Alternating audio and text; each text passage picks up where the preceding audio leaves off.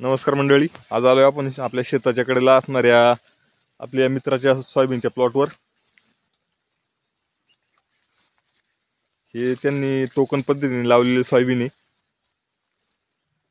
पाहू शकता बरोबर ठराविक अंतरावर टोकन केलेले। त्या टोकन पद्धतीमध्ये सोयाबीनचं बियाणं पेरणीपेक्षा जवळजवळ 30 ते 35% कमी लागतं। एकरी 17 ते 18 किलो बियाणं लागतं। व याचा दुसरा एक फायदा असा की सोयाबीनच्या उत्पन्नात पण वाढ होते, कारण प्रत्येक झाडाला हवा खेळती राहते, किडीचा प्रादुर्भाव कमी होतो, स्पर्धा कमी होते पिकाशी, त्यामुळं झाड डेरेदार बनतात। हा जवळजवळ अर्धा एकरचा प्लॉट आहे। पाहू आता आपण याच्यात उत्पन्नात किती फरक पडतोय। पाहू शकतो आपण झाड बरोबर ठराविक अंतरावर टोकन केलेली आहे।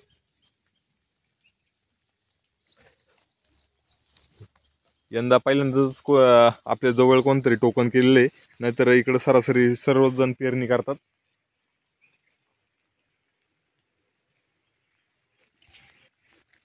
पेरणी केलेलं सोयाबीन पहिलं एक महिनाभर भरपूर असं दाट दिसतं, नंतर ज्यावेळेस त्याला शेंगा लागायची वेळ येते त्यावेळेस ते सोयाबीन एकदम दाटी वाटी होते, पडतं किंवा वेली जातं।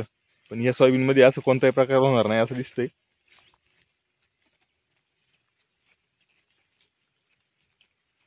पाहू शकता एकदम हिरवगार सोयाबीन झालेले।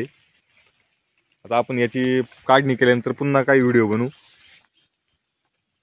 आणि पुन्हा आपल्याला त्यामध्ये किती उत्पन्न फरक पडला, पहिला किती व्हायचा, यावेळेस किती झाला याचा अंदाज येईल।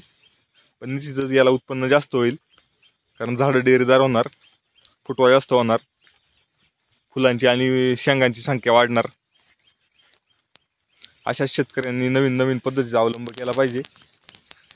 धन्यवाद।